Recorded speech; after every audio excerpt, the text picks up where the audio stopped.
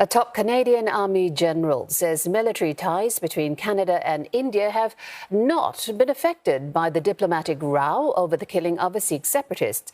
Even so, the fractured relationship is in sharp focus on both sides of the Indo-Pacific. Canada's Deputy Army Chief Major General Peter Scott is in New Delhi for a security conference. It's being attended by military delegations from more than 30 countries around the Indo-Pacific. He says the dispute with India has to be resolved at the political level and will not cloud the army chiefs' meeting. At the United Nations, meanwhile, there is some expectations that India's Foreign Minister S. Jaishankar may respond to the Canadian Prime Minister Justin Trudeau's bombshell allegation. A week ago, Mr. Trudeau claimed in Parliament that Indian agents were involved in the killing of the Sikh separatist leader Hardeep Singh Nijjar on Canadian soil. India has rejected the allegations as absurd. The accusations sparked tit-for-tat retaliation, with both sides expelling each other's diplomats and issuing travel advisories. Yesterday, hundreds of Canadian Sikhs staged small protests outside India's diplomatic missions in Ottawa, Toronto and Vancouver.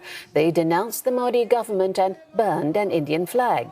Investigations into the assassination of Hardeep Singh Nijjar are underway. The Washington Post conducted its own analysis of security camera footage of the attack outside the Guru Nanak Sikh Gurdwara. It found that 6 men and 2 vehicles were involved in the killing, suggesting that the assassination was a large and organized operation. Staying on that topic, we get more from Ishan Garg, joining us live from New Delhi. Ishan, India is under pressure to cooperate with Canada on the investigations, but are they, or has there been no communication between the two sides at all? Do we know?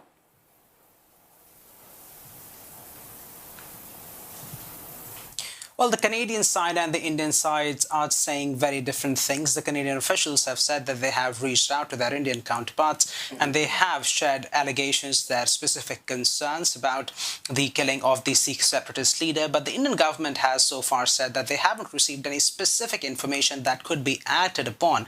So we are receiving these two very different messages from the Canadian officials and from the Indian officials. But what we do know is reports are coming out now saying that the US government officials may be working as interlocutors behind the scenes with the Canadian government as well as with their Indian counterparts in an attempt to make sure that these two sides are communicating with each other.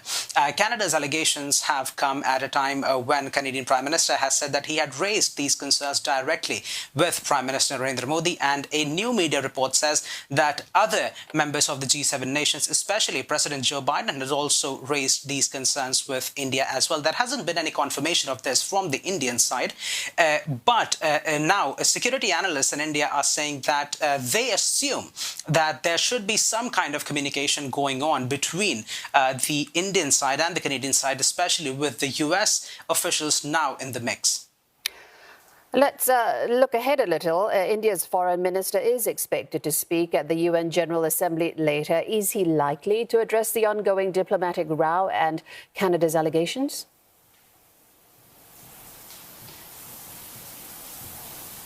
It's certainly likely, because this conversation has been brewing not only on the international scale, but it's also become a huge political story in India as well. Domestically, for many people, they are expecting their foreign minister to go on a global platform and talk about Canada's allegations, because domestically there has been a huge blowback for Prime Minister Justin Trudeau, with many Indians saying that he should not have levied these allegations out in the public, and he is, in a sense, has maligned India's image on an international stage. So there is an expectation that Mr. S. Jaishankar will go on the world stage and target specific allegations that have been leveled against India about India's potential role in the killing of the Sikh separatist leader.